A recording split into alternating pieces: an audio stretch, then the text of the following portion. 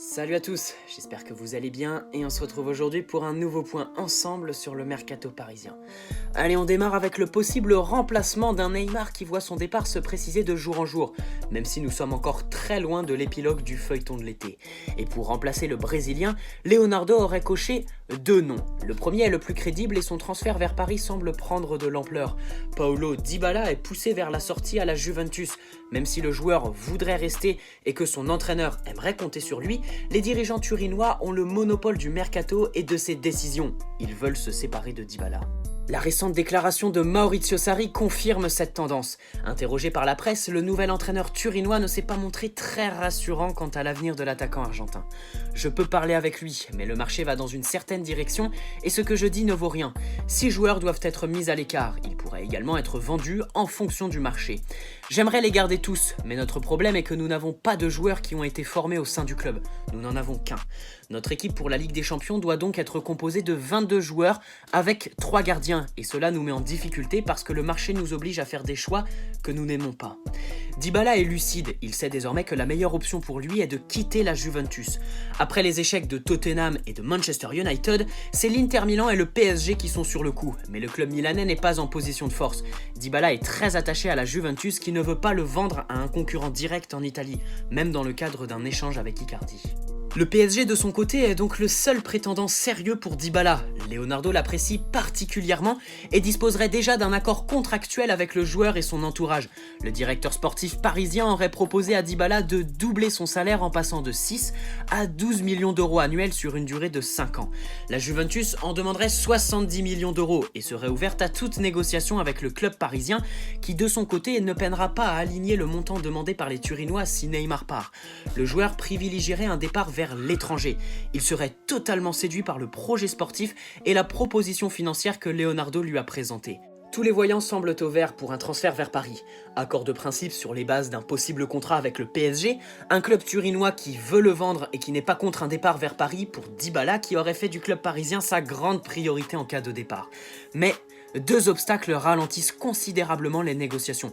Tout d'abord, le cas Neymar doit être résolu. Son transfert doit être acté avant que Paris ne passe à l'attaque pour Dybala. Il faut les liquidités nécessaires et de la place au sein du groupe parisien. Deuxième obstacle, les droits à l'image. C'est un aspect bien souvent méconnu du business du foot, mais on va essayer d'en savoir un peu plus sur les droits à l'image de Dybala qui freineraient les ardeurs parisiennes. Les droits à l'image représentent les sommes d'argent versées à un footballeur lorsque son image est exploitée à des fins commerciales, dans une publicité par exemple. Pour les toucher, un footballeur se fait généralement payer par le biais d'une société qu'il crée. Il peut obtenir de l'argent auprès de ses sponsors personnels, mais aussi auprès de son club qui aura généré des revenus grâce à l'utilisation de son image. Chez les footballeurs les plus en vue, le droit à l'image peut représenter une part conséquente de leur rémunération. Pour Lionel Messi, et selon Mediapart, les droits à l'image représenteraient 15% des 71 millions d'euros versés annuellement par le Barça à Messi, soit environ 10 millions d'euros. Dans le cas de Paulo Dybala, les droits à l'image sont détenus par une société basée à Malte. L'accord avait été conclu au début de sa carrière avec son ancien agent qui est à la tête de cette compagnie justement. Sauf qu'un transfert implique que le club acheteur soit obligé de négocier pour se mettre d'accord sur les sommes d'argent à verser pour utiliser son image. Et selon différents médias, ce sont 43 millions d'euros sur l'ensemble du contrat qui sont réclamés. Une somme colossale qui viendrait s'ajouter aux 70 millions d'euros d'un possible transfert et des 12 millions d'euros que Paris pourrait verser annuellement à Dybala, à moins que Leonardo négocie et puisse trouver un terrain d'entente un peu moins cher pour utiliser son image. Mais pour le moment, cette société n'a pas réussi à s'entendre avec Tottenham et fait douter Leonardo qui aimerait être fixé et résoudre ce souci de droit à l'image avant de négocier le transfert de Dybala vers Paris. La deuxième piste pour remplacer Neymar mène à Philippe Coutinho, mais elle est un peu moins crédible, car ce sont les médias espagnols qui nous fournissent le plus d'informations sur ce dossier. Coutinho est une vraie déception en Catalogne, le Barça aimerait s'en séparer et l'offensif brésilien se cherche une porte de sortie, lui qui n'arrive pas à pratiquer son plus beau football au Barça dans l'ombre de Messi et après l'arrivée de Griezmann. La perspective d'une arrivée à Paris le séduit, d'abord parce qu'il maintiendrait son niveau de rémunération actuel et parce qu'il aimerait rejoindre le clan des Brésiliens dans le vestiaire. Mais au vu des relations et de la situation d'un PSG qui veut se séparer de Neymar et qui lui cherche un successeur, d'un Barça qui négocie pour le rapatrier dans le cadre d'un d'un échange de joueurs et d'un Coutinho qui est d'accord pour partir, le Brésilien pourrait rejoindre le PSG dans un possible deal avec Neymar. C'est le seul joueur de l'effectif barcelonais qui serait d'accord pour partir vers Paris et qui serait ok pour être inclus dans un échange de joueurs. Au vu des profils similaires entre Coutinho et Neymar, le PSG pourrait donc voir Neymar remplacé directement par son retour à Barcelone dans le cadre d'un échange de joueurs. Et le Barça pourrait de son côté faire de la place à Neymar dans son équipe par son transfert. À suivre.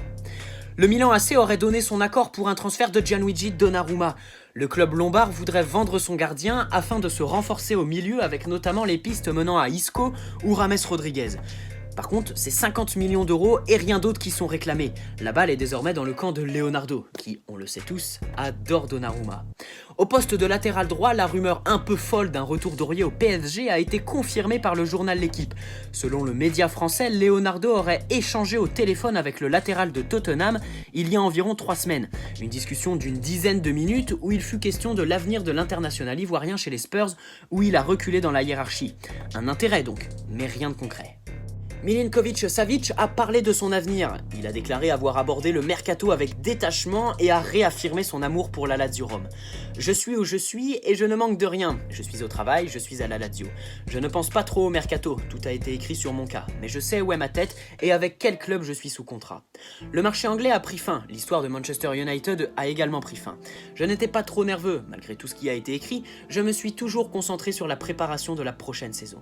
Alors que le Real cherche à se débarrasser de ses indésirables, le club espagnol aurait proposé les services de James Rodriguez au PSG, mais la réponse du club parisien aurait été négative. Leonardo n'est pas du tout intéressé par le profil du Colombien au poste de milieu de terrain, et ce, même dans le cadre d'un échange incluant Neymar. Allez, on passe au départ avec un peu de mouvement dans ce sens, sans concrétisation. Layvin Kurzawa serait ouvert à un départ si un projet sportif intéressant se présente, et Leonardo souhaiterait s'en séparer si 15 millions d'euros sont proposés. West Ham, Tottenham et la Fiorentina auraient manifesté leurs intérêts il y a quelques temps. Récemment, c'est un club du top 8 espagnol, dont l'identité n'a pas été révélée, qui aurait montré son intérêt pour le latéral français. Et selon Soccerlink, Kurzawa serait aussi sur les tablettes de l'Inter Milan qui souhaite se renforcer à son poste. Pour Choupo-Moting, Sky Sport nous informait que le promu italien Lecce aurait formulé une offre au PSG, une information rapidement démentie par le directeur sportif du club italien Mauro Meluso. Choupo-Moting est fort, mais il ne nous intéresse pas. Selon Tutto Mercato Web, Thomas Meunier est aussi sur les tablettes de l'Inter Milan. Rien de concret. Pour Stanley Nsoki et selon le journal local Nice Matin, les Aiglons prospectent au poste d'arrière gauche et seraient intéressés par le profil de jeune joueur à fort potentiel que propose Nsoki. Rien de concret dans le sens des départs, mais quelques intérêts manifestés. Allez, on va finir avec la petite bombe de Fox Deportes qui assure que Cavani aurait donné son accord à l'Inter Miami pour rejoindre le club américain l'an prochain à l'issue de son engagement avec Paris.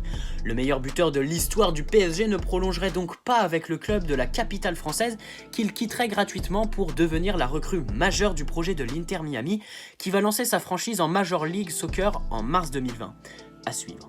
Allez, c'est tout pour aujourd'hui et ce point sur le mercato parisien où l'on aura notamment fait un gros point sur le dossier Dybala.